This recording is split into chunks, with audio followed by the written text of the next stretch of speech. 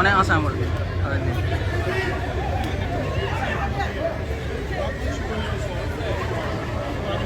Monsieur le ministre. Perche RTS bi quoi. Sur la perche après.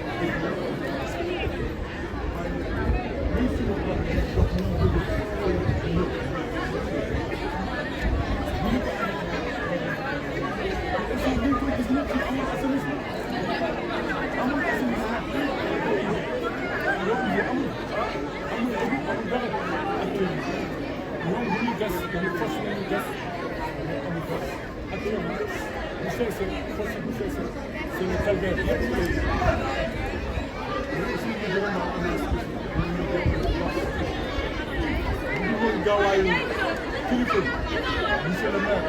vraiment, ba ma ko téléphoné les outils matériels de pompage.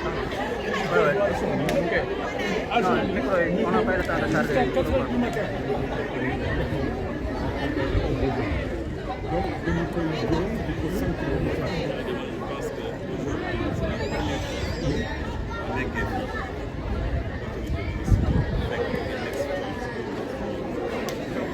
loolu aussi dañu si remercier monsieur le ministre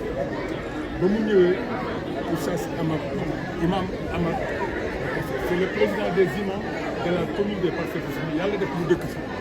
mu nekk ñoo jàpp ba mu amee rek la jël ndox mi président ndox mi fii la mu jël wax boobu je crois que am na njëriñ ndax wax boobu mu wax cri de cœur boobu mu def moo indi lii cri de cœur boobu moo tax ministre bi jóg sur le champ moom dafa doon dem sax ba mu déggee événement bi rek la bàyyi lépp lu mu doon def ba mu ñëw moteur pompe la indaale indi personne moteur pompe yooyu ba mu jël jëfandikoo ko moo tax ndox mi ba ñu koy yëgee ci maire yëgee ci c'est la même chose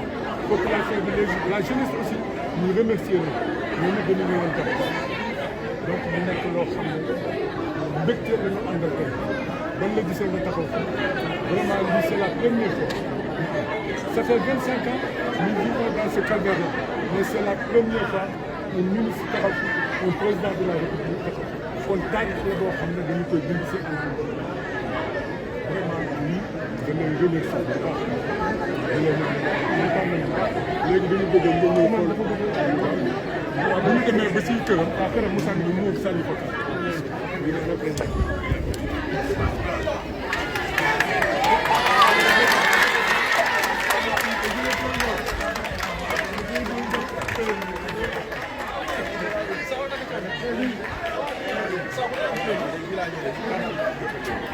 très bien.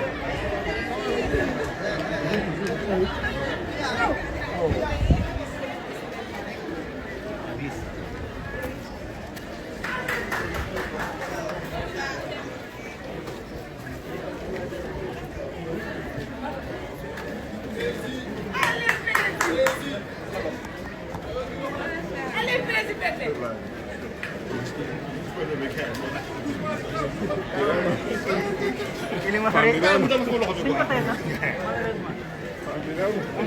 def na penalty taxaw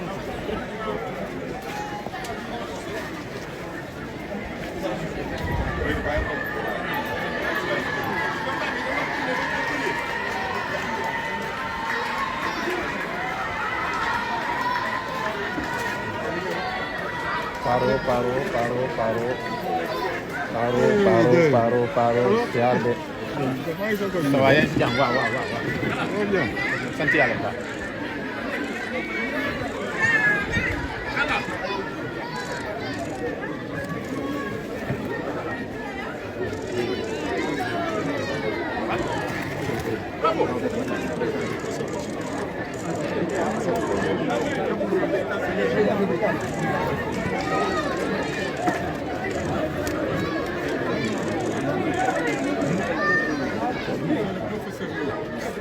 dafa def tour si ginnaaw dégg nga. waaw.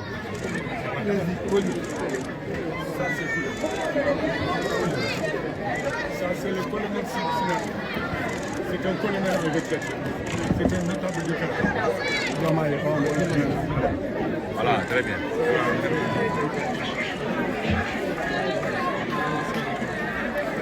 C'est un notable du quartier. Cheikh ñëwal ni C'est un notable. ñëwaatal c'est à cause quoi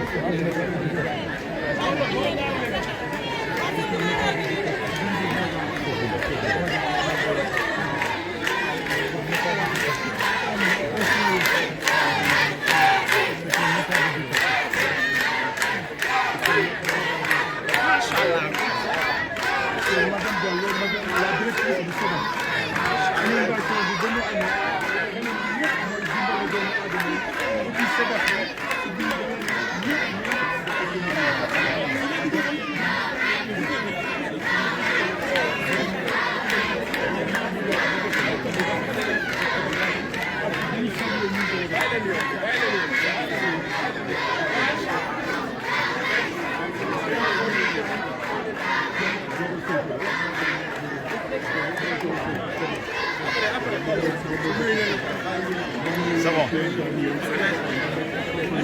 mu nuyu ba pare rek.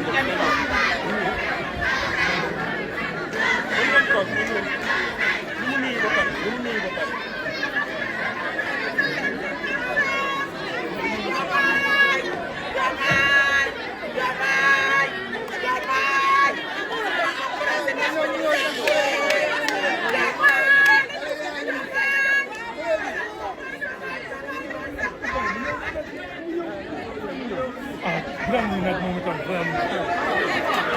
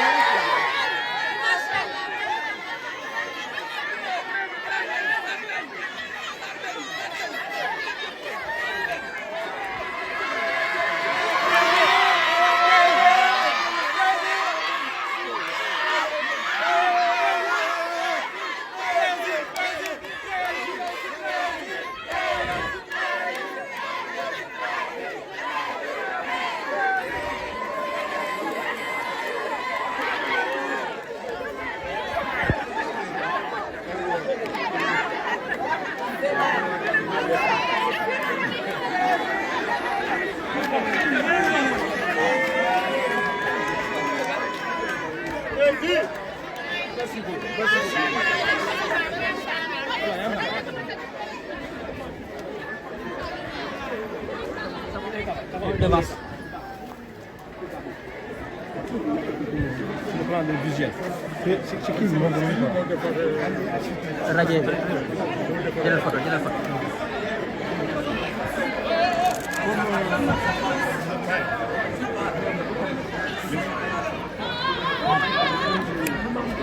comme ni ma ko waxee woon fii mooy kër. boo nekk nii moom moo defoon message bi démb si biti moom dafa sinistre gis nga këram dara génn y a 3 maisons yii fii si ginnaaw seen dara génn mais yàlla def na y a pas de mort wala am na fi ba amoon mais mur bi dafa daanu daanu si kaw mu jaar yàlla def ci kër léegi monsieur le président dañ lay bàyyi président des imams Oustaz Amar ñu am kàddu gi ñu si sant. yaa ngi ci chambre ñu ngi lay nuyu bu baax di la bégee di la wàcc sa wàcc di am mbégte moo xam ne dama ko bokk ak tous les collectifs des imams de la communauté Parcelles Assainies di am mbégte ci sa teew si fii di la sant nag d'abord ginnaaw bu ñu sant yàlla parce que dañu nekk fi pendant 30 ans de xeex ak inondation man ak délégué de quartier monsieur le maire ak waa dëkk bi yëpp kon tey am nañ ci expérience boo xam ne luñ ci wax mën nañ ko dégg mais tey lañ doog a am autorité président de la République dégg problème bu mel nii mu sol daalem ñëw taxaw mastawu askan wi c'est la première fois mu am bi premier ministre woote na ministère des inondations monsieur Cheikh Tidiane Dièye ànd ak cabinam directeur des inondations monsieur le maire ànd ak mbooleem ñi nga xamante ni ñoom lay liggéeyandool ñoom ñëpp ñu ñëw ànd ak ñun ci ndox mi c'est la première fois mu am parce que musuma wuute fii pendant 30 ans mën naa la wax nawet bu nekk nombre taw ya mu taw mën naa la ko wax c'est parce que ñun ñoo doon taxawee ndox mi mais lii nga def tey ñun yëg nañ ko imam yi yëg nañ ko délégué de quartier yëg nañ ko population bi yëg nañ ko dañ lay sant di la ñaanal beneen bi ci des mooy ndox mi comme ni ko délégué waxee buy ñëw ndox mi dëkkul fii mi ngi jógee Cité de Mer Nord Foire Ouest Foire HLM Grand Médine gis nga ndox mi buy ñëw pendant 10 minutes boo taxawee fii sama buntu kër ndox mi wan na barki démb bi ndox mi ñëwee du mu attaqué kër gi jaarul ci kaw miir bi dafa bëtt miir bi ci suuf 1 mètre la ndox mi gas ci foofu dugg ci biir kër gi dara génn ci biir kër gi la même chose kër yi nga xamante ne daanu nañ ci koñ bi lii nag li ko mën a réglé mooy ndox mi nga xam ne mooy ñëw ci koñ bi ñu arrêté kon li ñu soxla sa taxawaay bi mooy définition maanaam solution définitive parce que autorité yàgg na fi ñëw mais kenn mësul jël décision ba léegi problème yaa ngi am ñu bëggoon nag kuñ jàppale ñu am solution définitive solution bi mooy lan mooy ndox mii di ñëw nañ ko kar croisement 26 lay déparé di ñëw buy ñëw xale bu mu romb ci yoon mën na la daane bu ñu arrêté ndox ma foofu ñu fexe ba fii nga xamante ni ndox maa ngi fi jaar di ñëw ndox mi am fu muy dugg problème bi am yëpp fii daawul dindoo nekk pendant des années mais jamono Ablaye Wade bi mu ñëwee bu goudronné li nga xamante ni moo war dëkk bi ba pare amul assainissement ndox mi buy taw day topp tali bi koy ba bu mu njëkk a kii rek foofu lay arrêté kon ñu ngi lay sant di la gërëm di la ñaanal yàlla di ñaanal gouvernement bi yëpp nag di leen sant di leen gërëm kontaan nañu bég nañu waa Parcelles bég nañu am nañ ci yéen yaakaar ñi ngi seen ginnaaw. macha allah imam comme ni mu ko waxee il faut que ñu remercier le maire de la commune des Parcelles Assainies amul fenn foo xam ne am na lu mel ni démb te taxaw na sur 8 quartiers yoo xam ne 4 heures du matin la tëdd donc quartier bu mu dem dana fa def carburant dana fa def pompage donc monsieur le maire ñu ngi lay remercier monsieur le maire ñu ngi lay remercier vraiment si sa taxawaay si quartier bi si quartier yi laay wax je suis le président des délégués de quartier. délégué de quartier yëpp monsieur le ministre il faut ñu sant ko. danañ ko sant danañ ko gërëm avec ay moyens.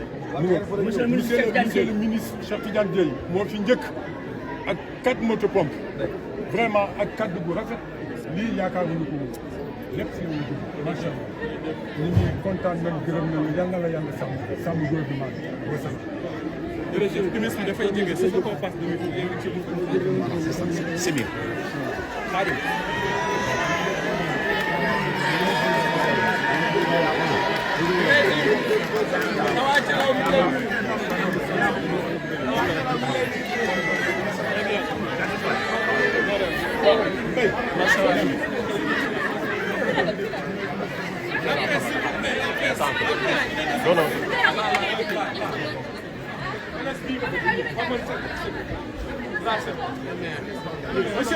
Monsieur le maire waaw bàyyi ko ci la ko moom ci la ko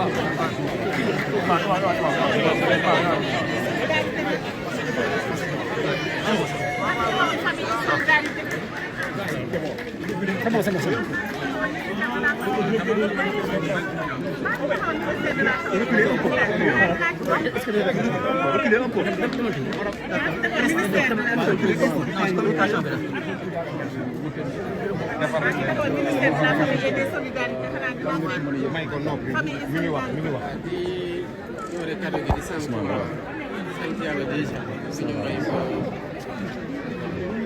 liñ ci jéem ni yàlla barkeel ko bu ñu jógee ci situation bi ñu gis dem ak situation bii ñu ngi pass doon wax li waral déplacement bi ñu ñëw bokk ak waa Parcelles Assainies surtout fii nekk gi nga xamante ni yàlla teggee nañu mu doon li fi ndox mi def dem ci inondation waaye ñëw tamit ngir masawu leen ñëw ngir won leen ne bu ñuy gis diggante démb ba tey muy effort muy autorités yi def muy autorités locales yi monsieur le maire ak équipe am muy monsieur le ministre ak administration ministère de l'hydraulique et de l'enseignement yëpp ONAS ak direction yëpp ñi nga xamante ne ñu ngi yëngatu ci gérer lii di inondation ñu félicité leen gis tamit seen résultat boobu di leen ci encouragé bu baax ñu ànd ceeg population bi ndax ñoom tamit desuñu gannaaw ci li nga xamante ne mooy lii effort ci génne seen bopp ci situation bi ñu nekk kon dañu leen di masaw bu baax di encouragé acteurs yi nga xamante ne ñu ngi dugal seen loxo ba situation bi mën a évoluer positivement li ci tegu nag mooy jafe-jafe yi ñun xam nañu ne lan moo ko wiir ndax ñi fi nekk di ko dund ay lu mat ñaar fukki at ak juróom ñi nii ñun fanweeri at xam nañu évolution bi lu mu demee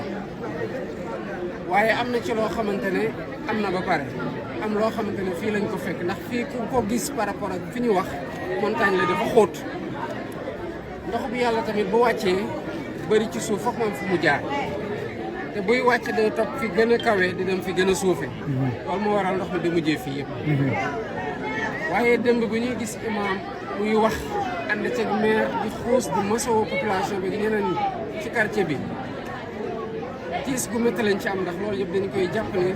ci suñu loos la gàlloo ñu war ci trouver solution moo tax ci moment boobu laa woo ministre de l'hydraulique et de l'assainissement mu ne ma maa ngi nii di wàcc génn guma sax avion bi waaye maa ngi lay defal situation bi léegi waaye ku gis démb heure bii démb gis fu ñu toll nii tey amul benn ndox bi fi nekk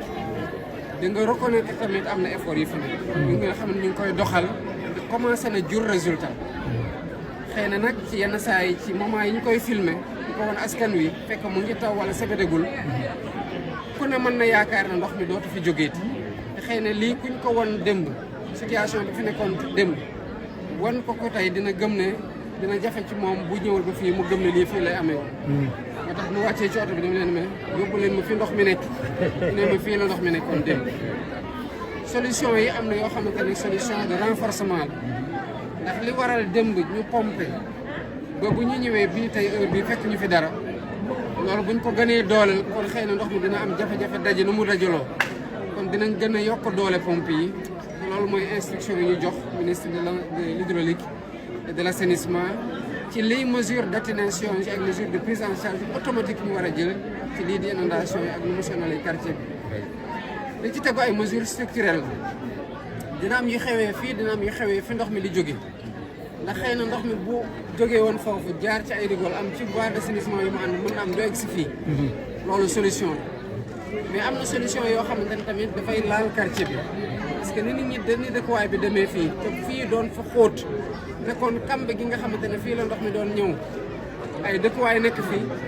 bu ñu bëggee renforcer ouvrage d'assainissement tamit foog mu am loo xamante ne dañ ko toxal ngir gën a yaatu loolu tamit population bi daf ko war a xam ne am na mesure immédiate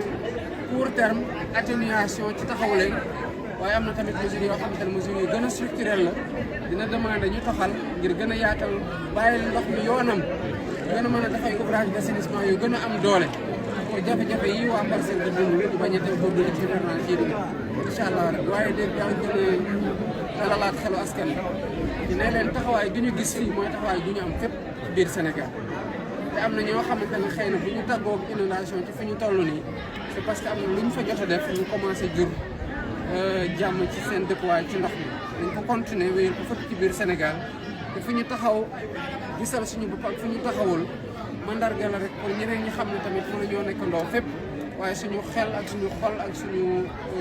ñëwante fépp a ngi ci ñoom te ñu ngi ciy liggéey guddeeg bëccëg pour trouver ay solution yu durable. Monsieur le Président a résumé appréciation un peu de la situation que vous trouvez sur place, différente de celle de Thiaroye. Effectivement, ici, nous n'avons pas un problème d'avancée de la mer. Nous avons des problèmes d'inondation qui interviennent pendant la période de l'hiver. Et je tenais à être là, aux côtés des populations, pour saluer leur résilience. Et être à leur côté pour faire preuve de compassion. Et leur dire que l'État et ses services sont mobilisés, comme le résultat nous l'a démontré entre hier et aujourd'hui, pour leur donner le meilleur appui qui soit afin que nous puissions traverser ensemble cette période somme toute difficile. Je voudrais à ce propos saluer la mobilisation des équipes municipales avec à la tête le maire Djamil Sani, mais saluer aussi la promptitude des services du ministre de l'Hydraulique et de l'Assainissement. Quand je l'appelais hier, en voyant les images, il n'était pas encore descendu de l'avion. J'ai dit juste que je dépose mon sac et je vais directement sur le terrain, je vous ferai un rapport que j'ai reçu la nuit. Mais hier, l'imam et le maire marchaient avec l'eau au milieu du buste. Aujourd'hui, il n'y a aucune goutte d'eau sur le même lieu où nous sommes. Cela signifie que les moyens qui ont été engagés ont produit des résultats. Mais ces résultats ne sont en réalité que des résultats à la suite de moyens d'atténuation, de mesures d'atténuation qui sont mises en œuvre. Il faudra aller vers des mesures structurelles et plus durables pour prendre en charge véritablement le phénomène. la description que nous avons reçue et des témoignages de la part du délégué de quartier, de l'imam et des autres notables du quartier qui sont là depuis bientôt 30 ans nous renseignent sur l'origine du problème. Il y a une prise en charge qui doit se faire en amont de là où viennent les eaux pour descendre vers ce lieu qui en réalité est un lieu de cuvette et qui est un réceptacle naturel des eaux. Mais il y a des mesures qui doivent être faites ici qui vont consister en des mesures de restructuration pour que les points bas qui étaient destinés à accueillir l'eau et qui vont dans tous les cas continuer à accueillir de l'eau, quelle qu'en soit la proportion, puissent avoir des ouvrages qui soient dimensionnés à la mesure des quantités d'eau qui sont reçues. Nous sommes dans une époque de changement climatique où les villes les mieux assainies au monde font face à des crises d'inondation, des situations d'inondation. À chaque fois que ça intervient, il y a un temps de latence à observer pour que les ouvrages puissent fonctionner, parce que c'est ces ouvrages-là qui constituent la réponse qui est préparée pour absorber l'eau autant que nous sommes en train de constater comme étant des résultats positifs qui ont été engagés. J'encourage le ministre et l'ensemble des autres ministres. Ce matin, sur mes instructions, le Premier ministre a organisé une réunion d'urgence autour de la situation avec le ministre de l'Hydraulique et de l'Assainissement, le ministre des Forces armées avec le génie militaire, le ministre de l'Intérieur avec la protection civile, le ministre de l'Environnement et de la transition écologique pour ce qui concerne la situation des zones qui sont affectées par le phénomène de l'avancée de la mer. Dans certaines zones, le plan de restructuration est en train de prendre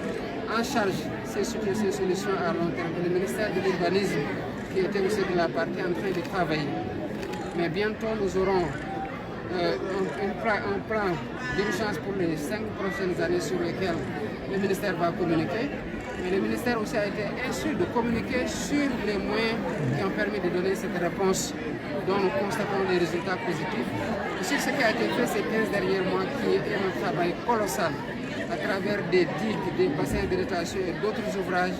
qui permettent aux populations d'avoir une meilleure résilience, aux zones d'avoir une meilleure résilience face à la situation des inondations. Voilà ce qui était le message. Merci beaucoup. Merci, Président. Merci, Président. Mana.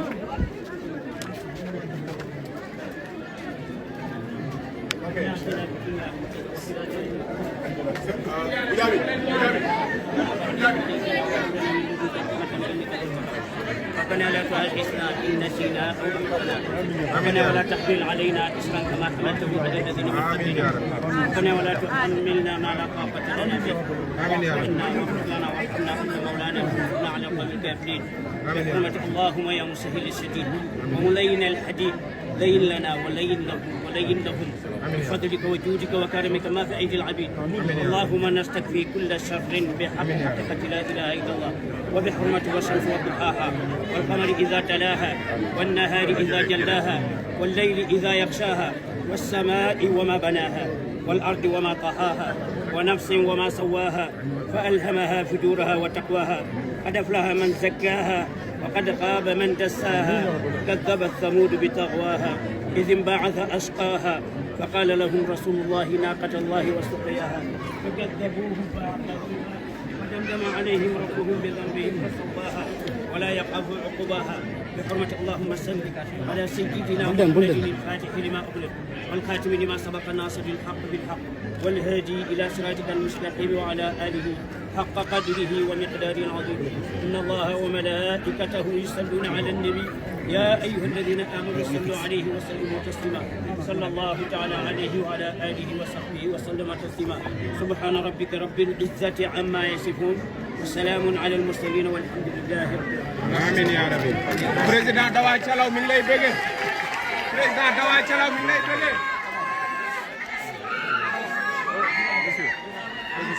Monsieur. On est venu à la délégation.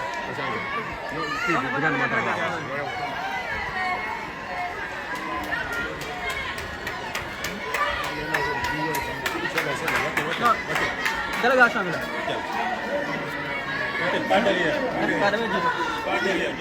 D'accord. C'est bon, ma gars. non si délégation bi la damay commencer